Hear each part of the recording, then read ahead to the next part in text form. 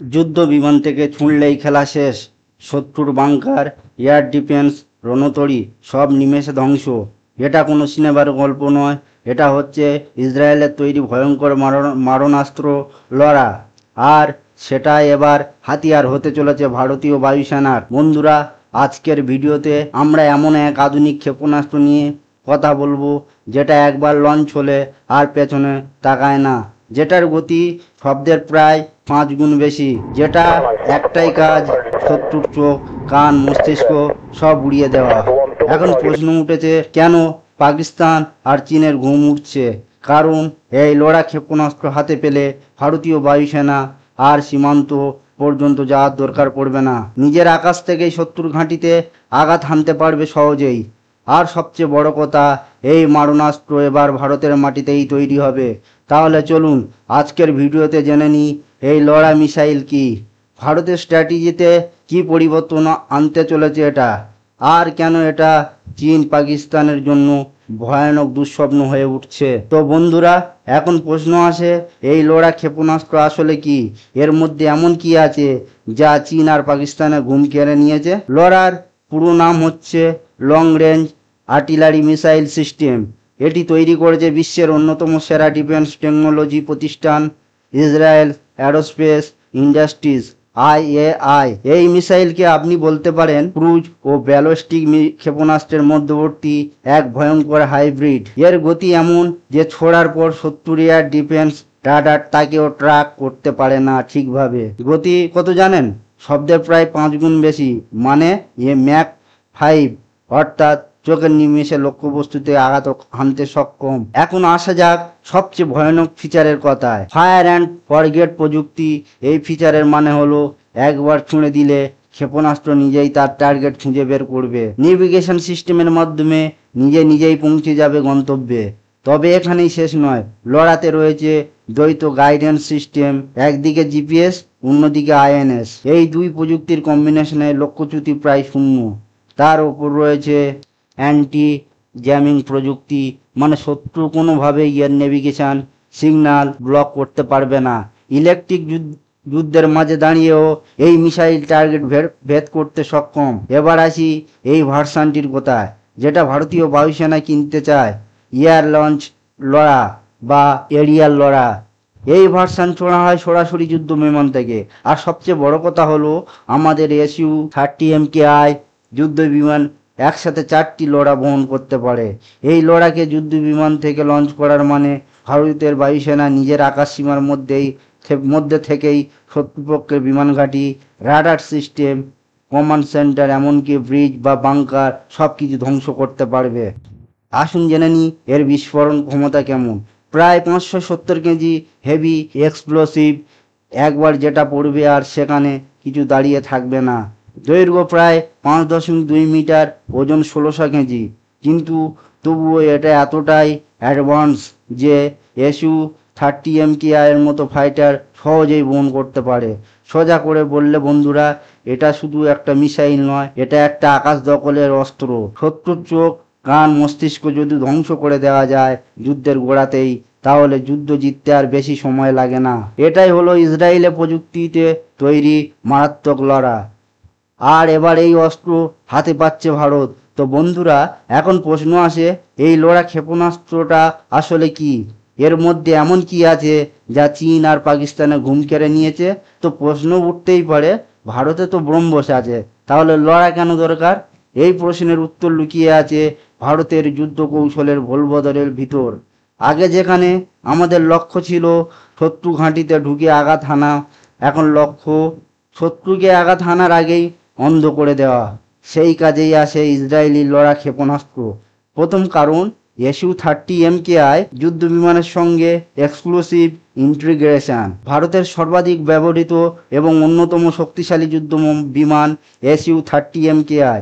এই জেট একসঙ্গে 4টি লড়া ক্ষেপণাস্ত্র বহন করতে পারে, মানে এক জেট থেকেই একাধিক লক্ষ্যবস্তুতে একযোগে আঘাত হানতে পারে ভারতীয় বায়ুসেনা।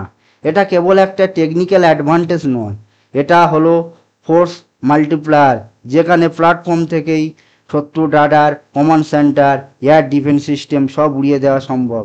দ্বিতীয় কারণ, শত্রুর আকাশ প্রতিরক্ষা ধ্বংসের স্ট্র্যাটেজি। লড়ার মূল নকশা তৈরি হয়েছে একটা লক্ষ্য সামনে রেখে, 70 ডিফেন্স সিস্টেম ধ্বংস করা। একে বলা হয় SEAD mission, suppression of enemy air defence. যুদ্ধের প্রথম ধাপেই যদি 70 ডিফেন্স সিস্টেম উড়িয়ে দেওয়া যায়, তাহলে আকাশ পুরোপুরি নিজের নিয়ন্ত্রণে আনা যায়।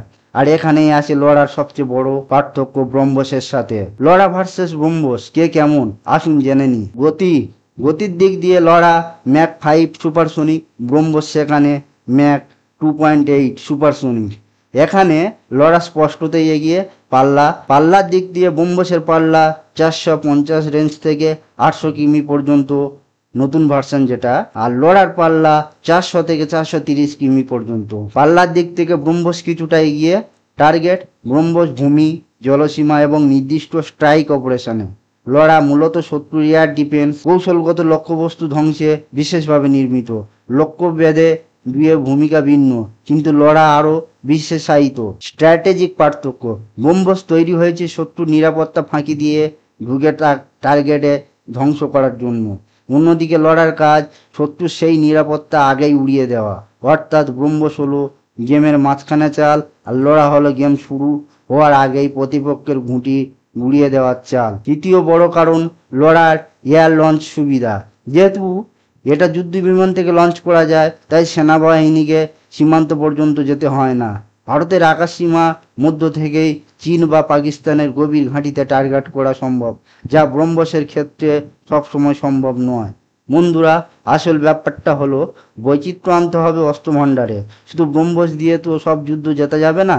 কখনো লাগবে গতি, কখনো লাগবে নিখুঁত টার্গেটিং, আবার লড়াই দিতে পারে সেই কৌশলগত ধাক্কা, যা শত্রু ক্ষমতা শুরুতেই শূন্যে নামিয়ে আনবে। সেই কারণে লড়ার প্রতি আগ্রহ দেখিয়েছে ভারতীয় বায়ুসেনা, এবং সেটাও একেবারে কৌশলগতভাবে দারুণ এক সিদ্ধান্ত।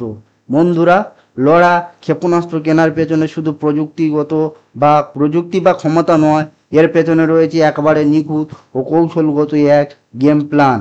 এই গেম প্ল্যানের কেন্দ্রবিন্দুতে রয়েছে চীন এবং পাকিস্তান। এই দুই শত্রু আমাদের দুই দিকে, পশ্চিমে পাকিস্তান, উত্তরে চীন। এদের সামনে দাঁড়াতে গেলে শুধু শক্তি নয়, প্রয়োজন স্মার্ট ওয়ারফেয়ার কৌশল, আর সেই কৌশলের নামই হলো লড়া। চলুন আগে দেখি পাকিস্তান ফ্রন্টের এর ব্যবহার সম্ভাবনা। পাকিস্তান ফ্রন্টে পাকিস্তানের গুরুত্বপূর্ণ এয়ারবেস যেমন নূর খান, চাকলালা, সরগোদা সবই ভারতীয় সীমান্ত থেকে প্রায় 300 থেকে 400 কিলোমিটার দূরে অবস্থিত। এই দূরত্ব হলো লড়ার আদর্শ লক্ষ্য। এর মানে দাঁড়ায় ভারতীয় বায়ুসেনা নিজের আকাশ সীমা মধ্য থেকেই পাকিস্তানের গভীর সামরিক ঘাঁটি, এয়ার ডিফেন্স ও কমান্ড সেন্টার ধ্বংস করতে পারবে। আর সবচেয়ে বড় কথা, এই আক্রমণ আসবে এত দ্রুত আর নিখুঁতভাবে যে প্রতিপক্ষ প্রতিক্রিয়া জানানোর আগেই তাদের ক্ষমতা অচল হয়ে যাবে। এবার আসি সবচেয়ে চ্যালেঞ্জিং ফ্রন্ট, চীনের দিকে। চীন ফ্রন্ট লাদাখ, অরুণাচল প্রদেশ, সিকিম, এইসব হিমালয়ান অঞ্চলগুলোতে চীনের পিএলএ এয়ারফোর্স তৈরি করছে আধুনিক এয়ারবেস ও রাডার নেটওয়ার্ক। কিন্তু উচ্চতা ও ঠান্ডা এবং রুক্ষ ভূখণ্ডের কারণে ভারতের পক্ষে স্থলসেনা পাঠানো সবসময় সম্ভব নয়। ঠিক এই জায়গাতে লড়া হয়ে উঠবে ভারতের আকাশের অস্ত্র। SU-30 MKI থেকে লড়া লঞ্চ করে ভারতের নিজের আকাশ সীমা থেকে সরাসরি আঘাত হানতে পারবে চীনের আঞ্চলিক command centre, fuel depot, radar installation ও রণতরী ঘাঁটিতে। লড়ার মতো সুপারসোনিক জ্যামিং প্রুফ মিসাইল তার সব পরিকল্পনা গুড়িয়ে দেবে। চীন পাকিস্তান মিলেও যখন ভারতের বিরুদ্ধে একজোট হয়, সেই সময় ভারতের কৌশল হওয়া উচিত প্রথমেই ওদের কমিউনিকেশন ও কমান্ড সেন্টারে আঘাত হানা। লড়া ঠিক সেটাই করতে পারে, 3 মিনিটে টার্গেট খুঁজে ধ্বংস।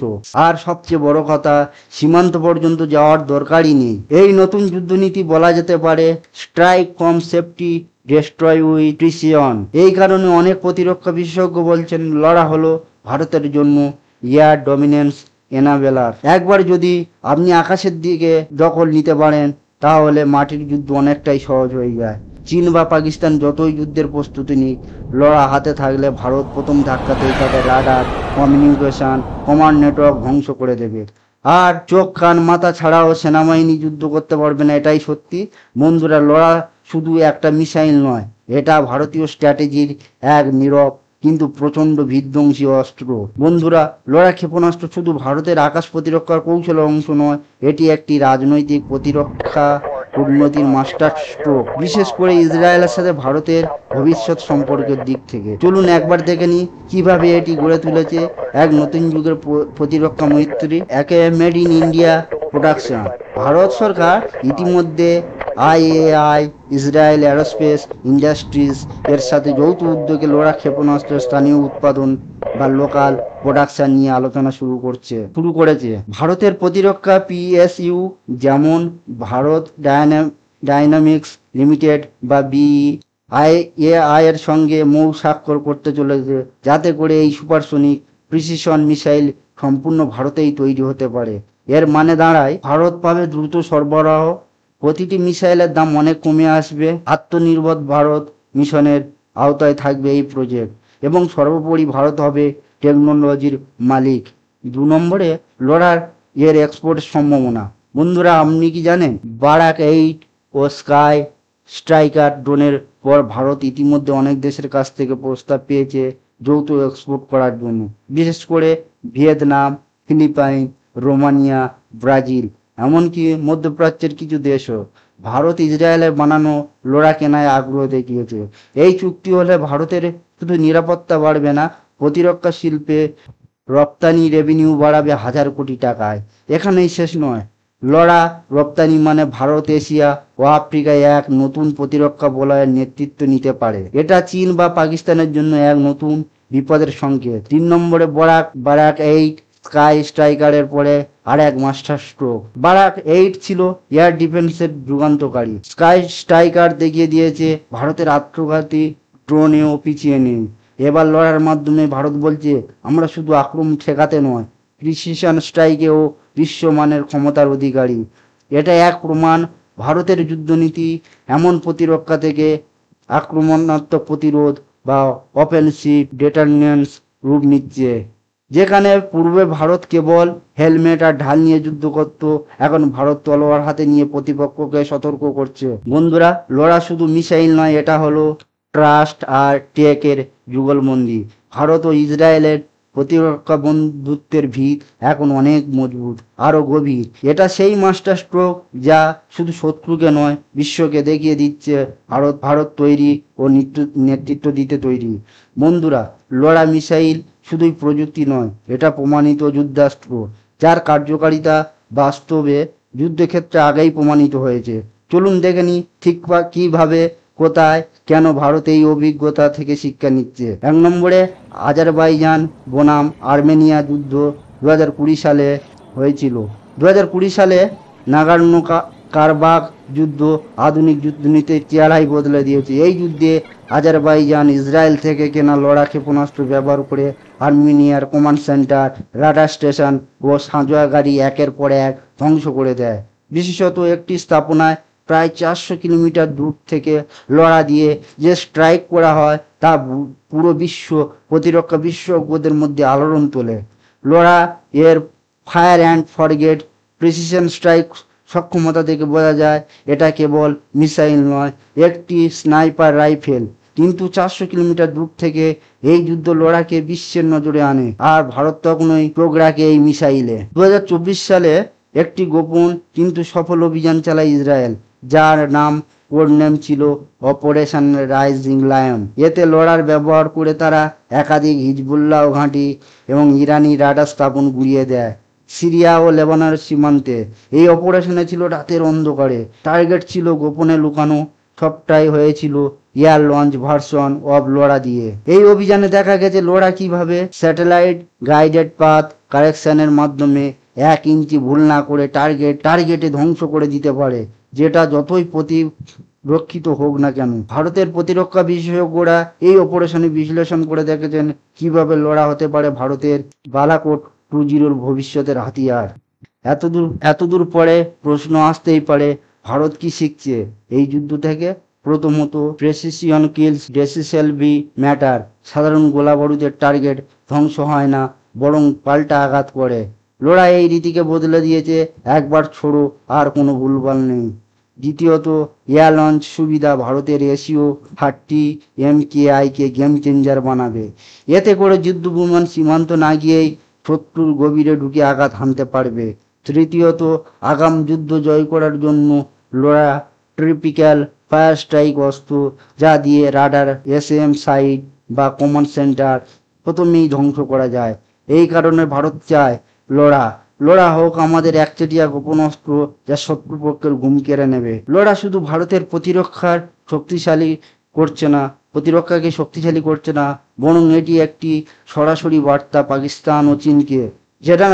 জেনে রাখুন, ভারত যখন লোরার মতো দূরপাল্লার প্রিসিশন মিসাইলকে নিজেদের যুদ্ধনীতিতে আনছে, তখন ইসলামাবাদ ও বেজিং এর মধ্যে এক গভীর উদ্বেগ শুরু হয়েছে। পাকিস্তান জানে, ভারতের হাতে যদি এমন অস্ত্র থাকে যা SU-30 MKI থেকে লঞ্চ করা 400 কিমি ভেতরে জঙ্গি ঘাঁটি গুড়িয়ে দিতে পারে, তাহলে আর কোনো বালাকোট অপারেশন লাগবে না, বরং সেটাই হবে ডেস্ট্রয় উইদাউট এন্টায়ারিং ডক্ট্রিন। চীন জানে এটা শুধু পাকিস্তানের জন্য নয়, ভারত যদি লোরা, ব্রহ্মস প্লাস প্রলয় এই ত্রয়ীকে সুসংহত করে, তাহলে তিব্বতের PLA ঘাঁটি থেকে শুরু করে কাসাগার পর্যন্ত সব জায়গায় যাবে। চীন ইতিমধ্যে স্যাটেলাইট ট্র্যাকিং ও ইলেকট্রনিক জ্যামিং সিস্টেম মোতায়েন বাড়িয়েছে। তাদের ভয় একটাই, ভারত এখন শুধু প্রতিরক্ষা নয়, প্রথমে আঘাত আনতে চায় আরও নিখুঁতভাবে। বন্ধুরা, আমরা যে যুগে প্রবেশ করছি, সেখানে যুদ্ধ আর কাঁধে রাইফেল নিয়ে নয়, যুদ্ধ হবে AI নির্ভর, স্পেস গাইডেড, প্রিসিশন স্ট্রাইক নির্ভর। লোরা সেই ভবিষ্যতের দূত। ভারত আজ যে সিদ্ধান্ত নিচ্ছে তা শুধু প্রতিরক্ষার জন্য নয়, এটা এক প্রি-এমপ্টেটিভ ডিটারনেন্স ডক্ট্রিন, যা চীন ও পাকিস্তানকে বলছে অবশ্যই ভাবো দুবার। ভারত এখন আগের ভারত নেই। বন্ধুরা, এই লড়া শুধু একটা অস্ত্র নয়, এটা এক মনোভাব, এক বার্তা, যা ইসলামাবাদ আর বেজিং ভালোভাবেই বুঝতে শুরু করেছে।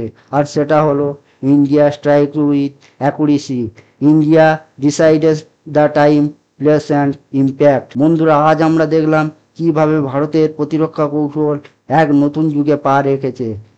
এমন একটা সময় ছিল যখন আমাদের কেবল বিদেশি অস্ত্র নির্ভরতা ছিল, কিন্তু আজ আমরা নিজেরাই সিদ্ধান্ত নিচ্ছি কোন সময়, কোথায়, কিভাবে আঘাত হানবো।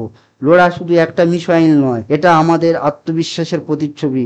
ভারত এখন শুধু প্রতিক্রিয়া জানায় না, ভারত এখন নিজেই যুদ্ধের নিয়ম তৈরি করে, যেখানে শত্রুর ঘাঁটি ধ্বংস হয় অথচ আমাদের সেনারা সীমান্ত পেরোতেই হয় না, যেখানে টার্গেট ভুল হয় না, কারণ প্রযুক্তি আমাদের হাতে।